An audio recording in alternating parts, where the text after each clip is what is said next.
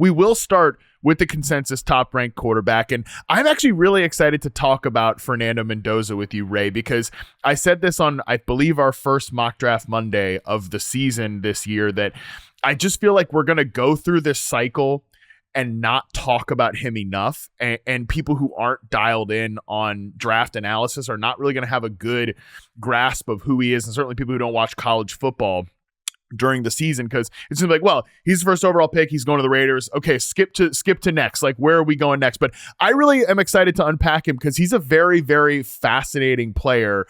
Give me kind of your view of who Mendoza is and what type of quarterback prospect he is. Yeah, he is your prototypical guy. You're talking about 6'5", 236 pounds, experience. He's played a lot, different conferences. Was very good at Cal. A lot of people have just kind of figured out who Fernando Mendoza was this year because of the most improbable turnaround in college football history, and it's not even a question what happened at Indiana this past fall.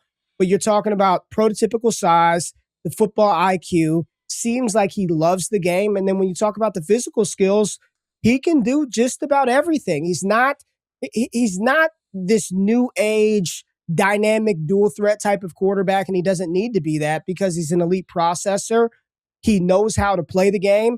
And one of those little intangibles that you see show up over the tape over and over in big game moments is the ability to win, that will to win, figuring it out when all things aren't perfect, when the environment isn't scripted up in a way that just makes things easy. Fernando Mendoza has always found a way to get it done. And I'll point back to this, Matt.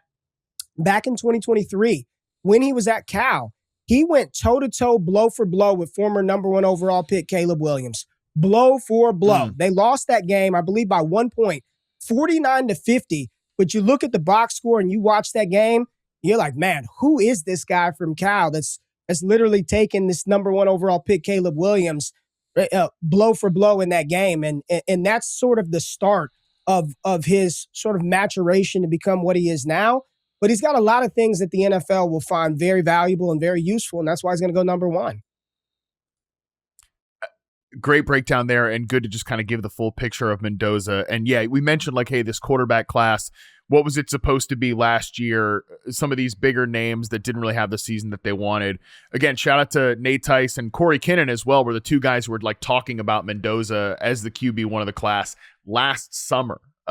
Before the season even started, and like a guy to watch out for. And he really became that player more so over the course of this year as Indiana, of course, went to the national championship, won the national championship. He was the Heisman winner, the whole deal. And yeah, it's fascinating. Like, I'll just kind of give some of my thoughts here about Mendoza, Ray, just as a player, because he's the one I've seen the most of, because I've been working so much on these Indiana wide receivers for reception perception. I went and like spam watched all of these quarterbacks over the last few days to prepare for this show, but Mendoza I'd seen a good bit of obviously before this. And I think what's funny is like, I'd heard like, okay, you know, he's like a Kirk Cousins type, might be sort of what he is as a quarterback. And I think he gets some of that to be fully transparent, because when you hear him talk, he's like a little bit of a dork. I mean, he clearly loves football and like is all about the right stuff. He sounds like Kirk Cousins. He puts off a Kirk Cousins type of vibe. But when you go watch him play, number one, he's way bigger than that. You mentioned it, 6'5", 236, and seeing him at the combine, like he looks built like that. He's a big dude, is well put together. People forget Kirk Cousins like 6'3", 204 pounds. Like he's a much more thinner quarterback, which is why when he was with the Vikings, he was getting like folded in half that one season, taking these big hits. You know, there were a little bit of injuries here and there. Mendoza, much bigger than you think. He also is a guy that, like, when you watch that Indiana offense, it's a ton of like RPOs, which I think we can have a discussion about that, but that's a big part of just watching that offense as a whole. But he's super tough. I thought the arm talent really took me by surprise. Again, you think like, oh, he's this Kirk Cousins guy. Like, no, the arm talent is legit. Like, he can drive the football. He can access all three areas. So the ball placement is really good. And particularly, like, this comes up all the time when you're watching Omar Cooper Jr., he can drive the football to the far side of the field on these outbreaking routes. Like, he has the arm to do that. So I think for people that might be imagining him as this Kirk Cousins type or whatever, which is funny because the Raiders are rumored to want to sign Kirk Cousins to maybe kind of be the backup here to Fernando Mendoza. I think it's important to note, like, this guy's way more physically talented. To me personally, I think more than a guy like Kirk Cousins. Yeah, absolutely. They're not even the same as far as physical, just physical attributes and what they bring to the table. The arm strength is no issue for Fernando Mendoza. I don't think you're going to confuse him for having this Josh Allen level of cannon, which we all know you don't even need that to be successful at the next level. It's how you operate in the confines of your offense and how you distribute the ball to your playmakers. And do you have the it factor? And you saw it multiple times throughout their improbable run. There was a game versus Penn State when he got the ball late. Before that game-winning throw to Omar Cooper, he took a sack. First play of the drive, he was sacked.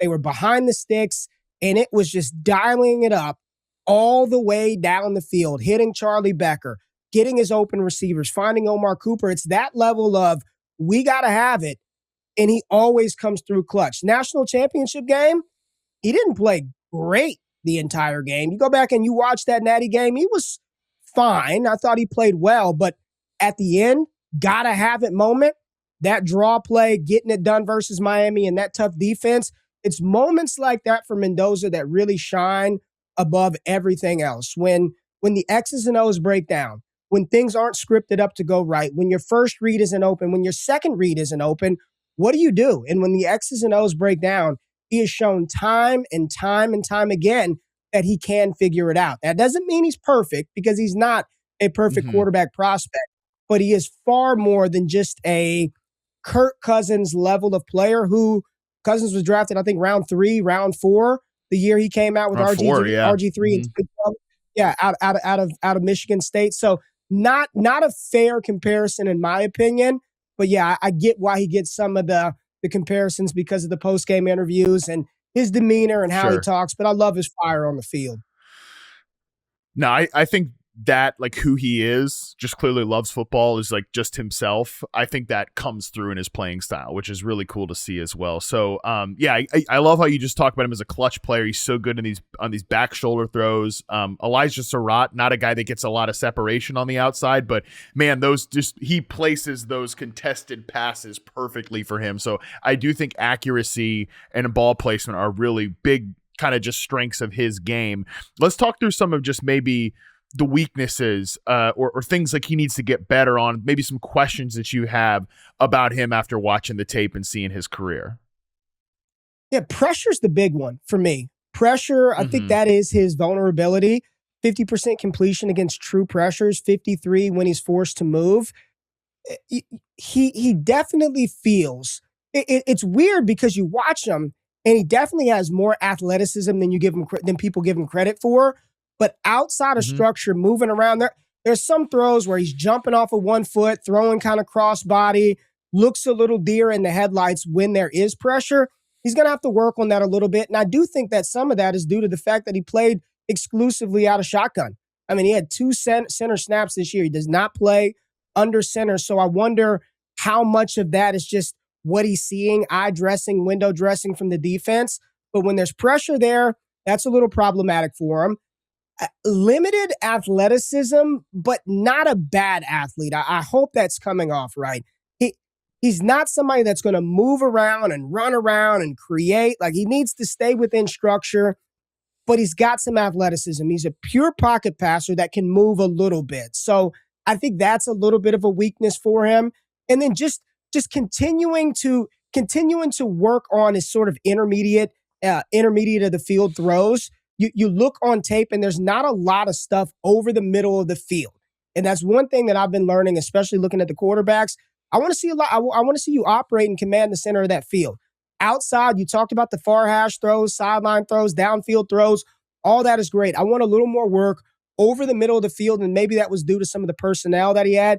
You got a big play guy, Charlie Becker. We will be talking about him next year at the wide receiver spot. You talked about Omar Cooper and Omar Cooper Jr. and Elijah Surratt. Just want to see him work a little bit over the middle of the field better, but those are things that I think will be helped out by a good offensive coordinator at the next level. Right. It's one of those things that I had the same notes over here that like I just wish I had more over the middle throws from him on tape. And I think, is that a structure of the offense thing? My guess is yes. When I give off my player, I'm curious what your player comparison is. Like when I have my player comparison, I think it's going to kind of come back to sort of this exact question, which is, the offense, is it because of the structure of it, is because of what they want to do, or is it because he doesn't really operate that way? I tend to think it's more just the structure of the offense, which, like I said, very RPO heavy, doesn't ask him to go full field progressions, anything like that. I mean, the routes that, like, again, Surratt as that perimeter receiver is running, I haven't dialed in as much on Becker. I'm very curious as to your nickname for Becker if we get to that point along the same you know what I'm talking about over there. Curious, you got a while to workshop on that one, but we'll get to that next year. But so I haven't dialed in as much on him, but with like Surratt, a lot of his route tree is very just like static X receiver stuff. Cooper's running the outbreakers from the slot, the whole deal. So again, is it personnel? Is it the system, or is it him? Because if he goes to the Raiders, which he will be going to the Raiders first overall, he's going to have to make a lot of throws over the middle. Like, that's an offense that, like, if we watched Clint Kubiak in Seattle last year, they want to drive over the middle. That's where they want to access their explosive plays. So that is a question he has to answer. In addition to some of the stuff, like, I don't know, Ray, I think he's like heavy-footed against pressure sometimes, where like it's just like speed it up a little bit. Like the motion of it within the pocket is kind of the way I would say it. It's not as if he is, you know, turtling under pressure like early career Jimmy Garoppolo or early career Derek Carr or anything like that. It's just like we got to speed those feet up so that we can reset and access like a throw under pressure, as opposed to like, all right, I'm pulling the ripcord here. Because there's a lot of times too where I do think like, yeah, he's not going to bail out of the pocket and like be that Caleb Williams improvisational type, but as a runner, he's pretty rugged. He's pretty tough. And like, he's more of like an up the gut downhill runner as opposed to sideline to sideline. Yeah, absolutely. And that's what I mean. That's the heavy footedness, what you said about him, is that blends perfectly with what I was saying with pressure, right? And you saw that versus Miami when Mesidor and Bain were getting after him. It was a little shaky there for Mendoza, but running up the gut, I don't want to say Dante Culpepper-esque, because Culpepper wasn't fleet of foot, but he can run the ball. It's not something that I think you want his attribute to. You get what I'm saying? Like he's not a dual totally threat get what you're guy, saying. but he can run a little bit. You know what I mean?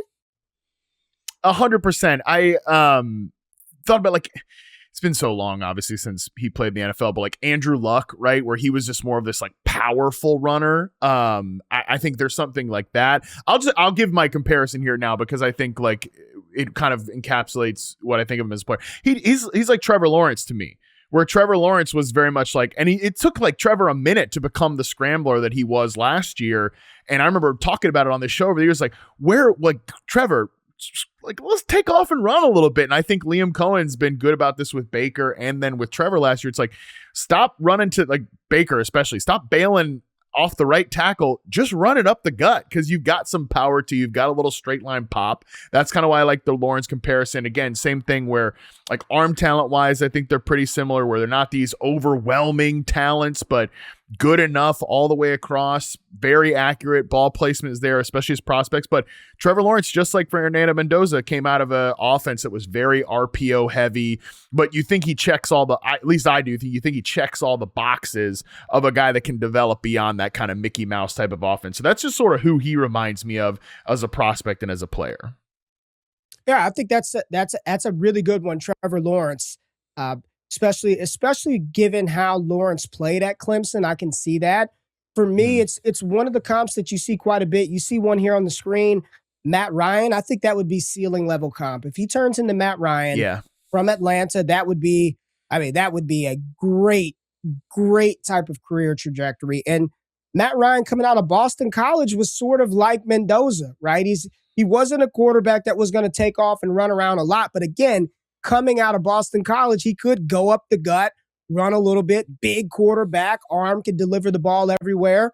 I think Matt Ryan's arm talent probably a little better than what Mendoza's is naturally. He really reminds me of Goff. When he's in rhythm and things are schemed up well for him, he can just dissect you. He can pick you apart.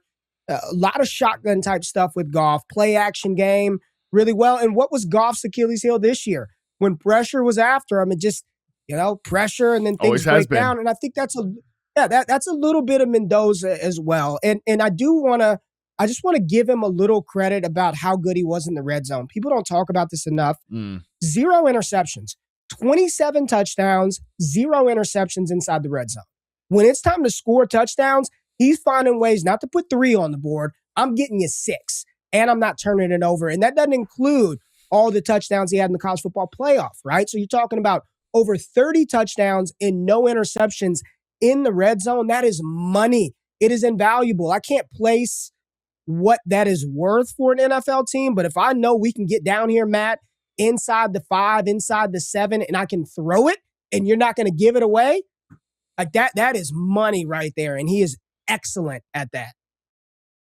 I like that. And if we're talking about a guy who's on this Matt Ryan, Jared Goff, I think Trevor Lawrence is he's just more of an athletic version than those two guys, especially Goff. He's in that same, though, access of quarterbacks. If he's that guy and he's with the Raiders first overall, like just before we move on from him, you think if you had a dynasty like Superflex rookie draft, is he a guy that you'd be considering at the 101 over a guy like Jeremiah Love, or is this one of those where you're not giving the quarterback bump? We'll talk about Love, obviously, when we do the running backs, but I think we all agree he's pretty freaking awesome. He's the favorite to be the 101 in normal dynasty leagues, but Superflex, is Mendoza a guy that you're giving that quarterback bump to, or are you still sticking with the great running back? I think you can think about it. I think you can consider it, and I would know why people would want to do that, but it would be Love. And we'll save the reasons why. I think he's a worthy candidate, but in this year's crop, it's probably still Love. But I'll say this. If you're in that type of dynasty league and you need a quarterback and you're telling me I'm getting Mendoza at the 102, sign me up. Like, great. I'll take that. Can't get Love, but I get Mendoza at 102, the clear-cut QB1.